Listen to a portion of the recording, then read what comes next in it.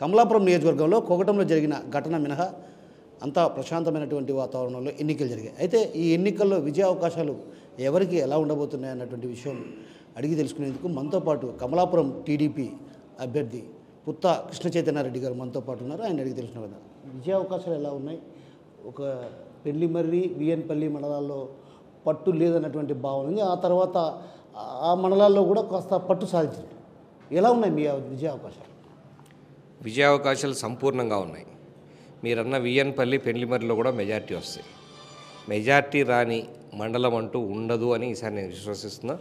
దానికి అనుగుణంగా ప్రతి ఒక్క కార్యకర్త, మా నాయకులు, మండలాధ్యక్షులు ప్రతి ఒక్కరు కూడా సర్పంచ్ ఎలక్షన్లకు ఊర్లో ఎలా చేసుకుంటారో దానికన్నా ఎక్కువగా భిన్నంగా చేసుకున్నారు. దాని నిదర్శనమే మీరు చూస్తే పల్లెల్లో ప్రతి చోట యావరేజ్ 85% పోలింగ్ మాది. యావరేజ్ 90% దాటిన ఊర్లు ఎన్నో. ఎంత ప్రతిష్టాత్మకంగా తీసుకుంటే కానీ అంత పర్సెంట్ పోలింగ్ శాతం జరగదు. మీకు దాంట్లో చనిపోయిన వాళ్ళు, బయటికి పోయిన వాళ్ళు వీళ్ళందరూ పోయి కూడా ఉన్నది 90% అయితే ఆల్మోస్ట్ 85% జరిగిందని అంటే అందరూ కూడా ప్రతి ఒక్కరూ ప్రత్యేక శ్రద్ధతో తీసుకున్నారు, నాయకులు, కార్యకర్తలందరూ. కాబట్టి ఎప్పుడూ లేనటువంటి విధంగా కష్టపడ్డారు జనాలు, మా కార్యకర్తలు, నాయకులు.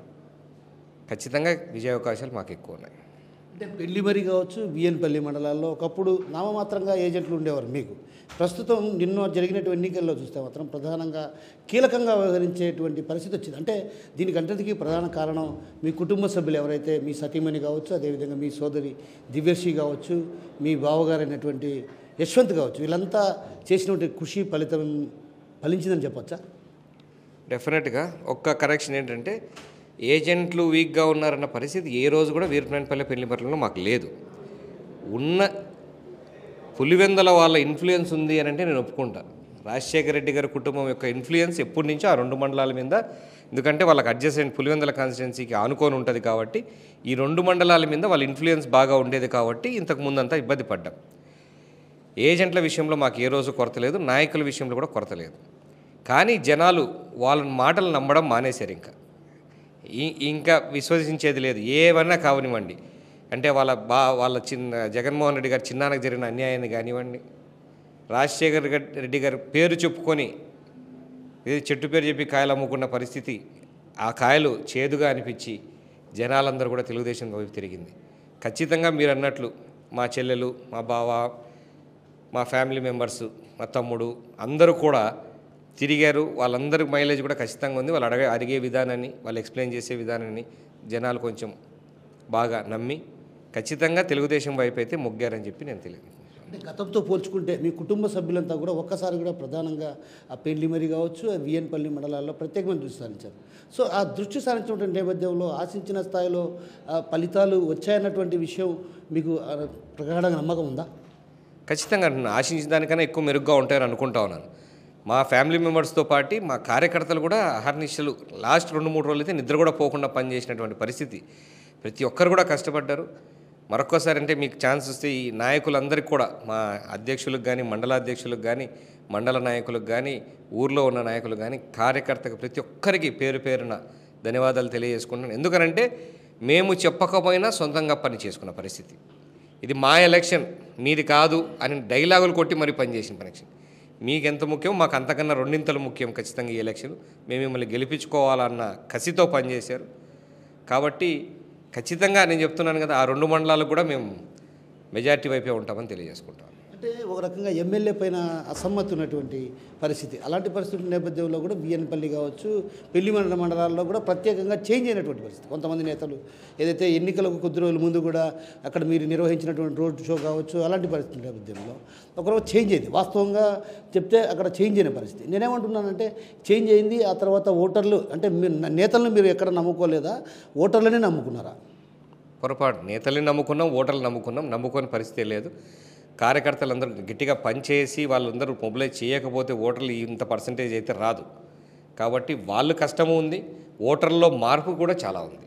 ఓటర్లో మార్పు లేకుండా ఇంత ఉత్సాహం అయితే ఉండదు, ఇంత మార్పు ఉంది. ఓటర్లో మార్పు వచ్చింది కాబట్టి దాని అందరికీ వీళ్ళ కష్టం వీళ్ళు పోయి తెలియజెప్పారు. వైఎస్ఆర్సీపీ కాంగ్రెస్ చేసిన అరాచకాల్ని తెలియజేశారు, వాళ్ళు చేసిన మోసాలని, వారు చెప్పిన తప్పుడు మాటలు ఎండగట్టి వీళ్ళు ప్రజల్లోకి తీసుకెళ్లారు. దానివల్ల ప్రజల్లో కూడా మార్పు వచ్చింది. రెండూ జరిగాయి. వీళ్ళ కష్టము ఉంది, వాళ్ళ మార్పు ఉంది. రెండిటి వల్ల మనం ముందుకు పోతున్నాం. ప్రధానంగా కమలాపురం నియోజకవర్గ ప్రజలు మార్పు కోరుకునేది ఏంటంటే ఏదైతే సర్వరాయ సాగర్ నీరు అందించకపోవడం ఒకటి, ఆ తర్వాత బర్నింగ్ సమస్య అయినటువంటి రైల్వే వంతెన, ఇవి రెండింటికి కమలాపురం ప్రజల్లో మార్పు కోరుకున్నానటువంటి భావన వినిపిస్తుంది. ఇది నిజమంటారా?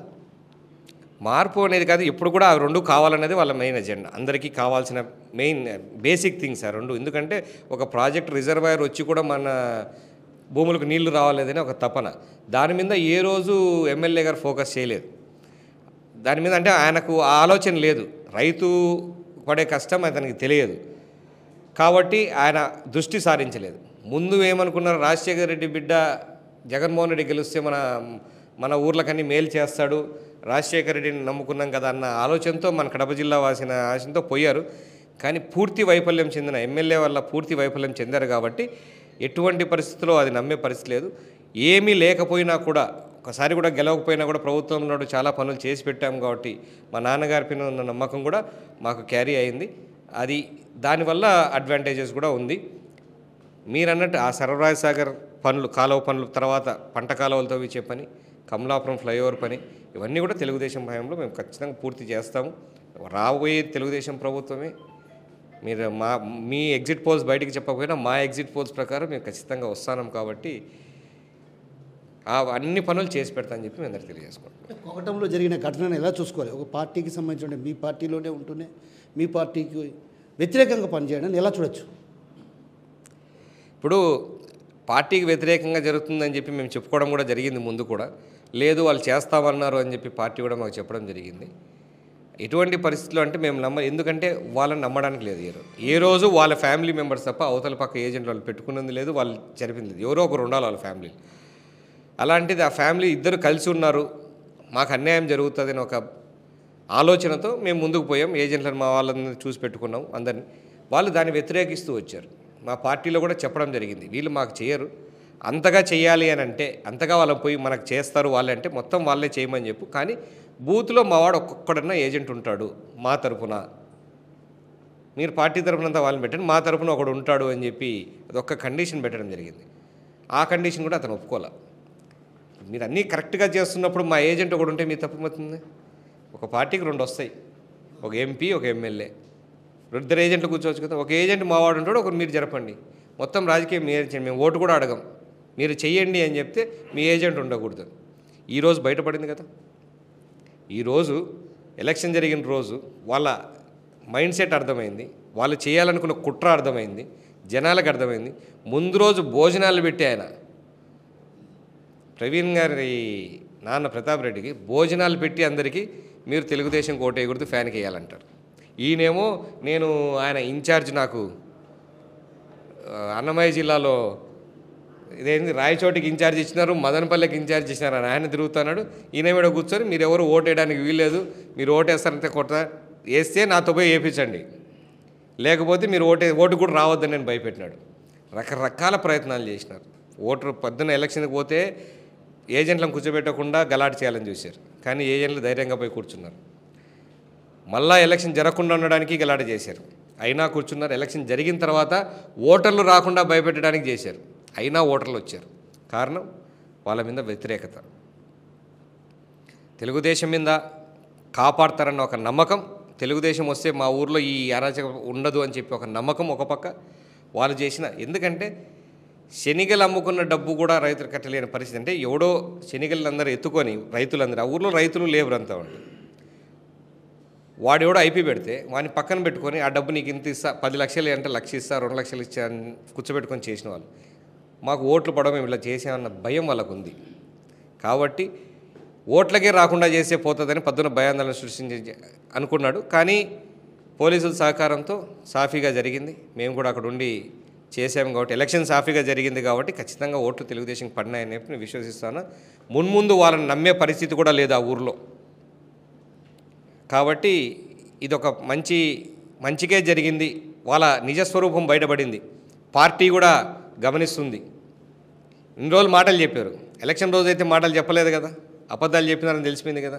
బూత్లో ఉన్న ఏజెంట్ను కూడా మన తెలుగుదేశం టీడీపీ ఎమ్మెల్యే తరఫున కూర్చున్న ఏజెంట్ దగ్గర పోయి నువ్వు కూనీలు జరిగితే నువ్వు బాధ్యునివా, నిన్ను చంపుతారు, ఎవరేం చేస్తారని చెప్పి అడిపోయి మాట్లాడి బూత్లో ఉన్నప్పుడు మాట్లాడినారు మా పార్టీ నాయకులు. కాబట్టి ఆ డబల్ గేమ్ కూడా బయటపడింది ఈరోజు. కాబట్టి పార్టీ కూడా మేము ఈ మెసేజ్ పాస్ చేయడం జరిగింది. పార్టీ కూడా కఠిన చర్యలు తీసుకుంటామని చెప్పి అనుకుంటా ఉన్నాను. అంటే భవిష్యత్తులో కౌంటింగ్ తర్వాత ఒకవేళ కూటమిలో ఇలాంటి పరిస్థితి దారితీస్తే చిన్న కారు ఒక వైసీపీ నేత ఇంటి ఎదురుగా పెట్టేందుకు వివాదం జరిగినటువంటి పరిస్థితి ఆ ప్రాంతంలో. అలాంటి పరిస్థితి మీరు ఒక్కసారిగా కూడా అవతల వ్యక్తి ఓడిపోయారని తెలిస్తే ఆ కొగటంలోనే మీకు భారీ మెజారిటీ వచ్చిందని అంటే ఖచ్చితంగా ఆ ఊరిపైన అక్కడ మీకు ఎవరైతే మద్దతు పలికారో వారిపైన దాడులు చేసే అవకాశాలు ఉన్నాయి కదా. అలాంటప్పుడు ఎలా ఎదుర్కొంటారు? ఖచ్చితంగా వాళ్ళు దాడులు చేస్తారని అనుకుంటా ఉన్నాం. దానికి ముందుగానే మేము ఎదుర్కొంటున్నాం. పోలీసు కూడా అలాంటి జరగకుండా చూసుకుంటామని గట్టి హామీ ఇస్తున్నారు. మేము కూడా అవసరమైతే వాళ్ళందరికీ సపోర్ట్గా ఆ ఊరికి వెళ్ళడం జరుగుతుంది. అలాంటి పరిస్థితులు వస్తే డైరెక్ట్గా లైవ్లో వాళ్ళకి మద్దతుగా మేమే ఉంటాం. అన్ని విధాలుగా సహకరిస్తాం. వాళ్ళకి ఎటువంటి ఇబ్బంది ఉన్నా కూడా పోలీసుల సహాయం కానీ మా పర్సనల్గా పోయి ఉండడం కానీ అన్ని రకాలుగా మేము అక్కడ ఉంటాం. ఎటువంటి మా కార్యకర్త మీద చిన్న చీమ కుట్టినా కూడా మేము రెడీగా వాళ్ళని కాపాడడానికి రెడీగా ఉంటాము. ఎటువంటి పరిస్థితుల్లో కార్యకర్తలను కానీ ఏజెంట్లను కానీ నెగ్లెక్ట్ చేయము. అదే మా ఫ్యామిలీ మీద ఉన్న విశ్వనీయత ఏంటంటే ఇన్ని రోజులు మేము గెలవకపోయినా ఉన్నాము ఇంకా లైవ్లో అంటే కారణం ఏంటంటే మేము మా కార్యకర్తకి ఏదైనా జరిగితే టకా అని అందుబాటులో ఉంటామన్న ఒక పేరుంది. దాన్ని మేము ఖచ్చితంగా నిలబెట్టుకుంటాం. వాళ్ళందరికీ అన్ని రకాలుగా సాయం చేస్తాం. ఇప్పుడు మీరు గెలిచేది నేనే అని ధీమా వ్యక్తం చేస్తారు గెలుపు పైన. సో ఎంత మెజారిటీ రావచ్చు? ఇంచుమించు 10,000 దాటచ్చా? ఎట్లా?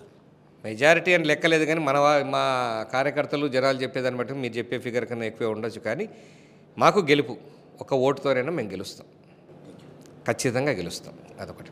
సో విజయ అవకాశాలు తనకే మెండుగా ఉన్నాయి. ఏదైతే కొగటంలో జరిగిన ఘటన పైన కూడా ఇప్పటికే పార్టీ అధిష్టానం దృష్టికి తీసుకెళ్ళాం. ఏదైతే పార్టీలో ఉంటే పార్టీకి వెన్నుపోటు పొడిచినటువంటి ఘటనలు చోటు చేసుకున్నాయి. ఇలాంటి ఘటనలు పునరావృతం కాకుండా ఉండాలంటే అక్కడ కొగటంలో ఉన్నటువంటి ఎవరైతే కూడా తాము చెప్తూనే వస్తున్నాం. ఏదైతే కొగటం సంబంధించినటువంటి మాజీ ఎమ్మెల్యే కొగటంలో జరిగినటువంటి ఘటన ఏదైతే ప్రవీణ్ కుమార్